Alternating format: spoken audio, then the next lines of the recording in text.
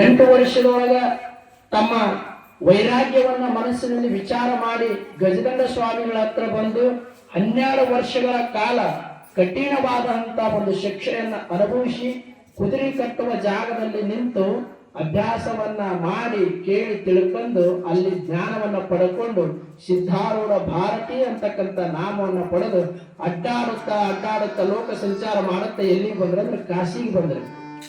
ಕಾಶಿ ಒಳಗೆ ಕಾಶಿ ವಿಶ್ವನಾಥ ಬಹಳ ಶ್ರೇಷ್ಠವಾದಂತ ಪರಮಾತ್ಮನ ಅಂಶ.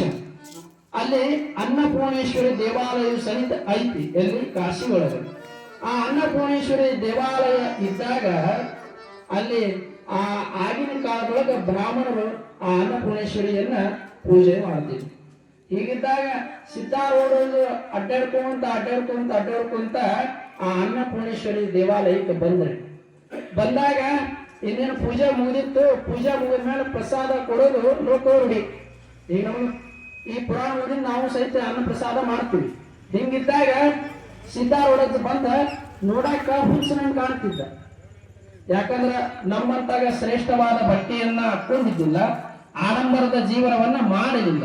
ಯಾಕಂದ್ರ ಇವ ಎಲ್ಲ ಕ್ಷಣಿಕ ಅಂತ ಮೊದಲೇ ತಿಳ್ಕೊಂಡಿದ್ದ. ಅಗದಿ ಔಷಧೆ ಮಾಡ್ಬೇಕಾಗಿರೋದು ಜೀವನ ಒಳಗೆ ಯಾವ್ದಂದ್ರೆ ಬವರಣ. ಇದನ್ನ ನಾವು ನಿವಾರಣೆ ಮಾಡ್ಕೊಂಡ್ರಪ್ಪ ಅಂತಂದ್ರ ಜಗತ್ತಿನೊಳಗೆ ಮುಕ್ತಿಯನ್ನು ಪಡಲಿಕ್ಕೆ ಸಾಧ್ಯ ಐತಿ. ಹೀಗಿದ್ದಾಗ ಸಿದ್ಧಾರೂಢ ಬಂದಾಗ ಅಲ್ಲಿರುವಂತಹ ಪೂಜಾರಿಗಳು ನೋಡಿ ಯಾರು ನೀನು ಅಂತ ಕೇಳಿದ್ರು. ನಾನು ಸಿದ್ದಪ್ಪರೇ ಅಂತಂದ. ಹೌದನ, ಉಣ್ಣಾಕ್ ಬಂದಿಯೇನೋ ಅಂದ್ರು. ಭಿಕ್ಷಾ ಬೇಡ ಪದ್ಧತಿ ಅಂತ ಮೊದಲೇ ಇದ್ದಿಲ್ಲ ಸಿದ್ಧಾರೂಢಾಚಾರ್ಯಗೆ. ಆಯ್ತು, ಆ ಮೂಲೆ ಕುಂದ್ರು ಅಂದ್ರು. ಎಲ್ಲರೂ ಸಹಿತ ಉಚ್ಚವಾದ ಸ್ಥಾನದಲ್ಲಿ ಕುಂತ್ರ ಸಿದ್ಧಾರೂಢಾಚಾರ್ಯನ ಮೂಲೆಗೆ ಕುಂದಿಸಿದ್ರು. ಅವಾಗ ಸಿದ್ಧಾರೂಢಾಚಾರ್ಯ ಅಂದ್ರು, ಮ್ಯಾಲ ಕುಂತ್ರಿ ಏನು ದೊಡ್ಡಸ್ತಿಕೆ ಬರೋದು ಆಟ್ರಾಗ ಐತಿ, ತೆಳಗ ಕುಂತ್ರಿ ಏನು ದೊಡ್ಡಸ್ತಿಕೆ ಬರೋದು ಆಟ್ರಾಗ ಐತಿ. ಜೀವನ ಮುಗಿದು ಹೋದ್ಮ್ಯಾಲ ಬ್ಯಾಡ ಅಂದ್ರ ಸಹಿತ ಒಂದು ತಾಕ ನಮ್ಮನ್ನು ಕುಂದರ್ಸ್ತಾರ ಅಂತ ತಿಳ್ಕೊಂಡಿದ್ರು. ಹಂಗ ತಿಳ್ಕೊಂಡು ಮುನಿ ಒಳಗೆ ಕುಂತ್ರು. ಪ್ರಸಾದ ನೀಡಕ್ಕೆ ಚಲೋ ಮಾಡಿದ್ರು. ಎಲ್ಲಿ ಹಾಕಿ ಪ್ರಸಾದವನ್ನ ತಾವು ಮಾಡಿರ್ತಕ್ಕಂತಹ ಸಜ್ಜಕ ಅನ್ನ ಸಾಂಬಾರ್ ಪ್ರಸಾದವನ್ನ ಮಾಡಿದ್ರು. ಸಿದ್ಧಾರೂಢಾಚಾರ್ಯ ಆ ಪ್ರಸಾದವನ್ನ ಮಾಡ್ಬೇಕಾದ್ರೆ ಅಂತಾರ, ಮ್ಯಾಲ ಕುಂತಾರಿ ಅನ್ನೋ ತುತ್ತನ್ನ ಬಾಯಾಗ ಹಾಕೊಂತಾರಲ್ಲ, ತೆಳಗ್ ಕುಂತರು ಸಹಿತ ತುತ್ತನ ಬಾಯಾಗ ಹಾಕೊಂತಾರ. ಆ ತುತ್ತನ್ನ ಭಗವಂತನ ನೆನೆಸಿ ಮಾಡಿ ಆ ಒಂದು ಆಹಾರವನ್ನ ಸೇವನೆ ಮಾಡಿದ್ರೆ ಅದು ಪ್ರಸಾದ ಆಗ್ತದ. ಇಲ್ಲಂದ್ರೆ ಇಲ್ಲ. ಮ್ಯಾಲ ಕುಂತಾರ ಏನ್ ಬ್ಯಾರೆ ಅನ್ನ ಉಣ್ತಾರ, ತೆಳಗ್ ಕುಂತಾರ ಏನ್ ಬ್ಯಾರೆ ಅನ್ನ ಉಣ್ತಾರ, ಎಲ್ಲಿ ಕುಂತ್ರ ಅದ ಅನ್ನ ಪ್ರಸಾದ ಮಾಡೋದಲ್ಲ ಅಂತ ವಿಚಾರ ಮಾಡಿ ಸಿದ್ಧಾರೂಢಾಚಾರ್ಯ ಪ್ರಸಾದವನ್ನ ಮಾಡಿದ್ರು. ಪ್ರಸಾದ ಮಾಡಿದಾದ್ಮೇಲೆ ಎದ್ದು ಎಲ್ಲಿ ತೆಗಿಬೇಕಲ್ರಿ, ಉಂಡಿ ಎಲ್ಲಿನ ತೆಗಿತಿದ್ದಾತ. ಎದ್ದು ಎಲ್ಲಿ ತೆಗಿಬೇಕನ್ನೋದ್ರಾಗ ಅಲ್ಲಿ ಒಬ್ಬ ಬ್ರಾಹ್ಮಣ ಬಂದ ಅಂತಾನ, ಉಂಡದ ಎಲೆಯನ್ನು ನಿಮ್ಮಪ್ಪ ತೆಗಿಬೇಕನ ಅಂದ. ಸಿದ್ಧಾರೂಢಾಚಾರ್ಯ ಉಂಡದ ಎಲೆಯನ್ನು ನಿಮ್ಮಪ್ಪ ತೆಗಿಬೇಕನ ಅಂದ. ಅವಾಗ ಸಿದ್ಧಾರೂಢಾಚಾರ್ಯ ಅಂತಾರ, ಹಗ ತೆಗಿ ಅಂದಿದ್ರ ಉಂಡಿದ ಎಲೆ ತೆಗಿತಿದ್ನಲ್ಲ, ನಿಮ್ಮಪ್ಪ ತೆಗಿತೇನ ಅಂತ ಯಾಕಂದಿ? ಯಾರ ನಾಮಸ್ಮರಣೆಯನ್ನ ನಮ್ಮ ಅಪ್ಪನ ಅಂತ ನಾನು ಮಾಡ್ತೀನಿ, ಅವ ನಮ್ಮಪ್ಪ ಆಗಿದ್ರೆ ನಾನು ಉಂಡಿಯಲ್ಲಿ ತೆಗಿತೇನೆ, ನಿಮ್ಮಪ್ಪನು ತೆಗಿಲ್ಲ ಅಂತಂದ ಸಿದ್ಧಾರೂಢಾಚಾರ್ಯ. ಯಾರ ನಾಮಸ್ಮರಣೆಯನ್ನ ನಮ್ಮ ಅಪ್ಪನು ಅಂತ ನಾನು ಮಾಡ್ತೀನಿ, ಅವ ನಮ್ಮಪ್ಪ ಆಗಿದ್ರೆ ನಾನು ಉಂಡೆಯಲ್ಲಿ ತೆಗಿತಾನ, ಇಲ್ಲಕ್ಕೆ ನಿಮ್ಮ ಅಪ್ಪನು ತೆಗಿಲ್ಲ ಅಂತ ಎದ್ದು ಹೋಗೇ ಬಿಟ್ರು ಸಿದ್ಧಾರೂಢಾಚಾರ್ಯ ಹೊರಗೆ.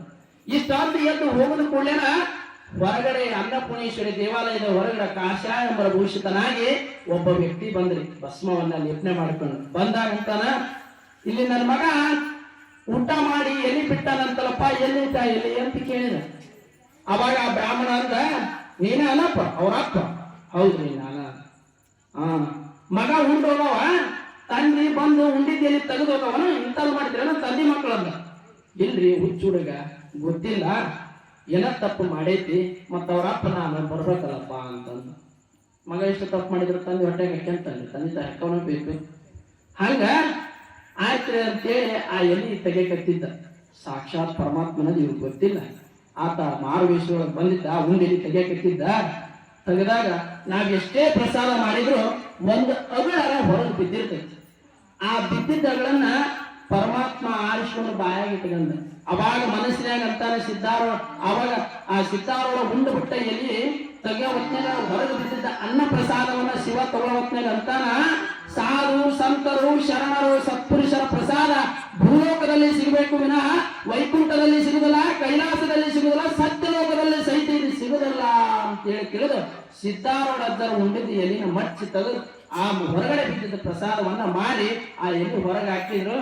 ಬಂದ್ರಿ ಆ ಗರ್ಭಗುಡಿಗೆ ಏನಿದ್ಲಲ್ಲ ಅನ್ನಪೂರ್ಣೇಶ್ವರಿ, ಆ ತಾಯಿ ಪೀತಾಂಬರ ಮಡಿಯನ್ನು ಹುಟ್ಟು ಬೆಳ್ಳಿ ತಂಬಿಗೆ ಎಲ್ಲಿ ನೀರನ್ನು ತೆಗೆದುಕೊಂಡು ಹೊರಗೆ ಬಂದು ಈತೇನು ಎಲಿ ಹೊರಗೆ ಹಾಕಿ ಬಂದ ಪರಮಾತ್ಮ ಅವಾಗ ಆತನ ಕೈಗೆ ನೀರು ಹಾಕಿ ಆ ಸಾಕ್ಷಾತ್ ಅನ್ನಪೂರ್ಣೇಶ್ವರಿನ ಆತ ಪರಮೇಶ್ವರನ ಆ ತಾಯಿಗೆ ಗೊತ್ತಿತ್ತು ನನ್ನ ಗಂಡ ಅನ್ನೋದು. ಕೈಗೆ ನೀರು ಹಾಕಿದ್ದ, ಕೈ ತೊಳ್ಕೊಂಡ, ಕೈ ತೊಳೆದುಕೊಂಡು ಕೂಡಲೇ ತನ್ನ ಪೀತಾಂಬರ ಮಡಿನ ಶರಗ ಕೊಟ್ಲ ದೇವಿ ಕೈ ವರ್ಷನಂತ. ಅವಾಗ ಪರಮೇಶ್ವರ ಶರಗ ಕೊಟ್ಟಿದ ಆ ಶರಗ ತೆಗೆದುಕೊಂಡು ಕೈ ಒರೆಸ್ಕೊಂಡು ಒಂದು 4-5 ಹೆಜ್ಜೆ ಮುಂದಕ್ಕೆ ಹೋದ ತಕ್ಷಣ ಮಾಯ ಆದ. ಇದನ್ನ ಒಟ್ಟು ನೋಡ್ಕೊಂತಾನ ಕುಂತಿದ್ರು. ಮಾಯ ಆದ. ಆ ತಂಬಿಗೆಯಿಂದ ಕೈ ತೊಳೆದಲ್ಲ, ಅಲ್ಲಿಂದ ಒಳಗೆ ಬಂದು ಅನ್ನಪೂರ್ಣೇಶ್ವರಿ ದೇವಿ ಗರ್ಭಗುಡಿಗೆ ಹೋಗಿ ಅಂತರ್ಧನ.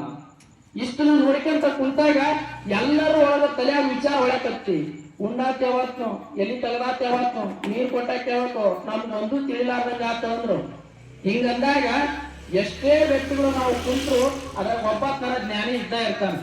ಅವಾಗ ಆ ಜ್ಞಾನಿ ವಿಚಾರ ಮಾಡಿದ, ಏನ್ ಹುಚ್ಚರದಿರೋ ನೀವು, ಗೊತ್ತಿಲ್ಲದನ ನೀವು ಅಡಿಗೆ ಉಂಡ್ರಿಪ್ಪ ಮಾಡಿ, ಯಾರು ಉಣ್ಣೋದ್ರ ಅನ್ನೋದನ್ನ ನೀವು ತಿಳ್ಕಲಿಲ್ಲ, ಇಷ್ಟು ಮಾತ್ರ ನಾನು ಹೇಳಬಲ್ಲೆ ಕೇಳ್ರಿ ಅಂದ. ಏನ್ ಹೇಳಪ್ಪ ನೀನ